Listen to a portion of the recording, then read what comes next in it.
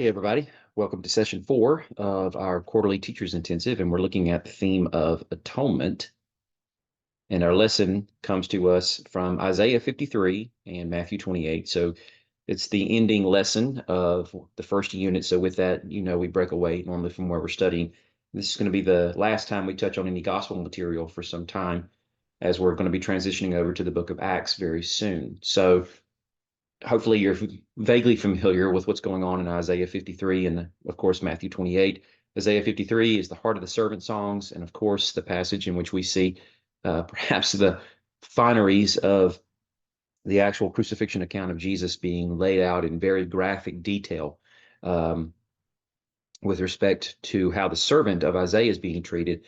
And, of course, we'll see this mapped out or mapped over what's going on in the events of Matthew chapters 26 through 27, arriving at 28, when the end of Isaiah 53, with him, the servant seeing his days, or seeing his seed and his days being prolonged and whatnot, and the victory that comes through his sacrificial defeat is exactly what's going to play out in Matthew chapter 28, right?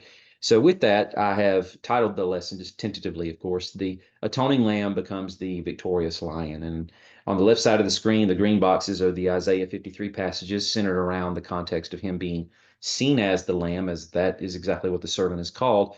And of course, the lion, after his moment of sacrificial atonement or offering. And again, Matthew 27, we then see the victorious roaring lion of Judah who has come erupting out of the grave in Matthew 28 and is now at the end of the gospel proclaiming that he, through his victory, has procured all authority in heaven and on earth, and then gives a commission to his disciples to go out and make disciples of all the nations. So I don't necessarily have to read all of this for you. I don't have time in the little vignette that I'm giving you here to really read through all of these passages and then try to explain any of it. I would rather just spend some time trying to help you see how I've arranged this, and perhaps it might be somewhat inspirational to you. Because these middle boxes here, as you perhaps have already recognized, as there are 5 of them, the top 4 are all quoting from what some call the throne room scene of Revelation chapter 5, and then a culminating statement at the end of it from Revelation 21. So, not to say these necessarily match up point for point, because I only have 4 boxes in either green or purple and 5 red boxes here, but you can take them and use them as you choose. But the first one on top, Isaiah 53, verse 7, upper left-hand side of the screen, we see that Jesus is oppressed and afflicted, yet he didn't open his mouth. Like a lamb led to the slaughter, and like a sheep silent before her shearers, he did not open his mouth. So we can see clearly that the writer of the account here, in which the servant, again, this comes off the heels of Isaiah 49 and 50, all the way up through 52. There are many things in there regarding the servant. I would encourage you, before you even attempt to try to touch on 53, just go back, read all of Isaiah 49, and then read the sections from Isaiah 51 and 2. Understand that I mean by that Isaiah 50, 51, and 52 that deal with the servant. They're very easy to pick out if you're just glancing in a cursory fashion through those passages. And then as you read them, let them lead you into Isaiah 53, and then read all of Isaiah 53 here, which you'll clearly need to be familiar with in order to teach this lesson. Now you see that Jesus is being portrayed here, or I should say the servant figure of Isaiah 53 is being portrayed here as a very docile lamb that is not kicking or screaming in any way against its captor, who is laying them out on the altar to take its life, to take the servant's life. And of course, we have some very deep paralleling shadows here that go all the way back to the Akedah story of the Old Testament of Isaac being offered up by his father Abraham. But now tracking this over to the first purple box in Matthew 28, because Jesus was like this before those who accused him. He didn't open his mouth and speak to hardly anyone, except for the 2 or 3 things that Jesus says at Caiaphas's palace, and the 2 or 3 things he says to Pilate when he's standing before Pilate. And then Luke actually gives us a statement when Jesus is on the Via Dolorosa, and he speaks to the women of Jerusalem and tells the daughters of Jerusalem not to weep for him, but instead to weep for themselves. And then, of course, the final statements that Jesus makes on the cross. So you might say, well, Jesus seems to be speaking a lot, but we're talking about several hours here of time, almost an entire day from garden to crucifixion. And so in all that time, there are many moments where Jesus is silent, But of course, it's not just the literal silence that's being captured here. It's more so the idea that he's not resisting against those who are attempting to try to take his life. He allows them to be successful, considering that he has legions of angels that he could call to deliver him up from this, and yet he holds those words behind his teeth the entire time and never utters them once, and willfully gives himself to death.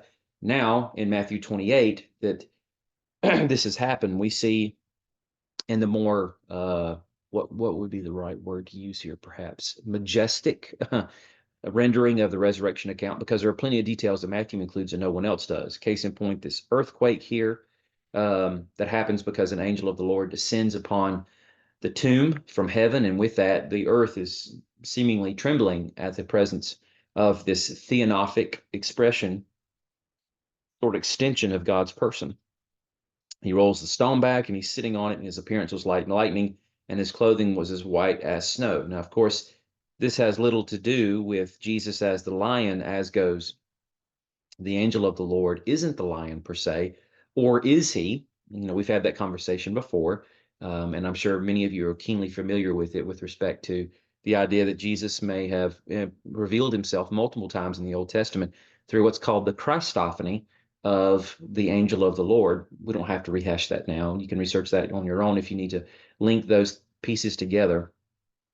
So this could be seen in relation to that, as goes him being this thunderous figure who descends from heaven like lightning, and with that causes the earth to quake. Or it's just the simple fact this precedes Jesus's resurrection, because the angel come to roll the stone away. So see that for what it is, an angelic messenger from heaven coming to open the tomb for Yahweh incarnate in human flesh to come out of it, holding the keys to death, hell, and the grave as part of it, which of course is in keeping with the thematic imagery of Revelation and Jesus' own proclamation of him, who he is and what authority he holds. So then the second green box. Before I get there, let's read the first one in Revelation 5, because this is what the writer of Revelation does. He is smashing these two images together for us in a very weird, enigmatic, but awesome spectacle in which we are seeing what he is beholding for the first time. Because now this search is made throughout the heavens as to who is worthy to open the scroll and to break its seals. Then John says, I saw one like a slaughtered lamb, but he's standing. It's easy for us to read past that and just forget those words were mentioned. A slaughtered lamb is dead. A slaughtered lamb has no power or ability to stand on its own. Its life has just been leached out of it through the process of slitting its throat or whatever. But the fact is, a slaughtered lamb doesn't have life, but this slaughtered lamb does. And he's standing in the midst of the throne and the four living creatures among the elders. So for him to have the position he does in proximity to the one seated on the throne who holds the scroll, and that he stands between them and, or I should say him, and the living creatures and elders, we understand that he, of course, is higher in position and authority than any of these other entities outside of the one seated on the throne that have been mentioned, right?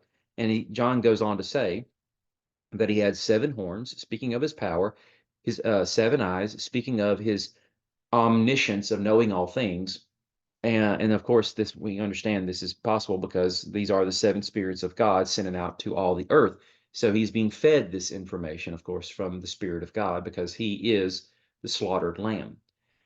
And we understand that John is succored in that moment when he is weeping, and he too is frantic, like the rest of heaven's occupants are, as to who exactly is going to be worthy to open the scroll, when one comes to comfort him and says, be at ease, because the Lion of Judah has indeed conquered. All right.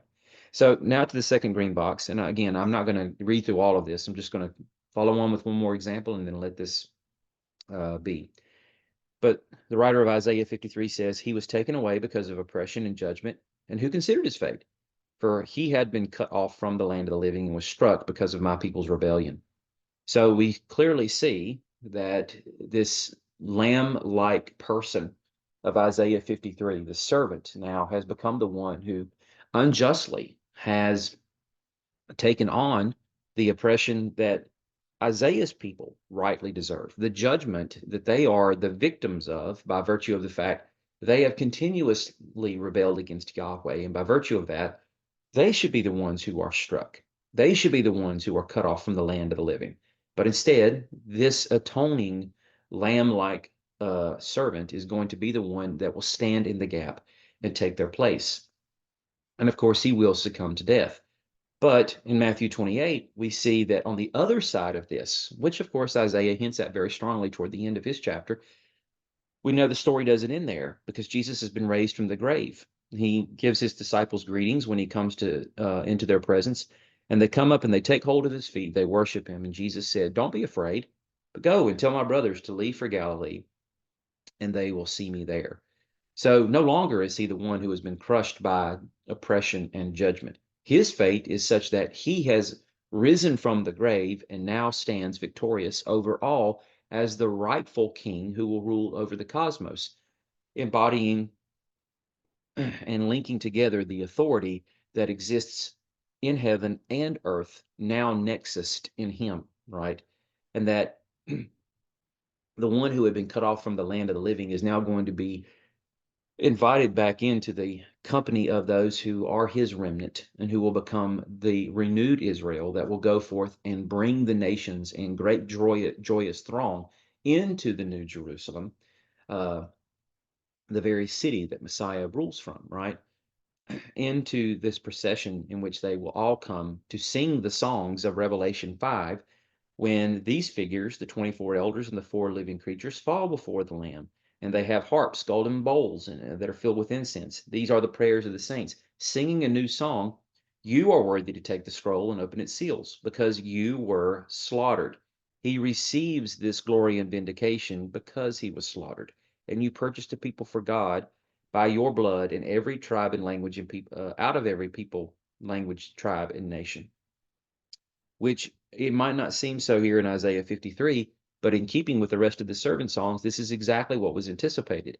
And you have made them a kingdom of priests to our God, hence a renewed Israel, and they will reign on the earth. And I could go through these others, but I just want to draw attention here to my quotation from Revelation 21.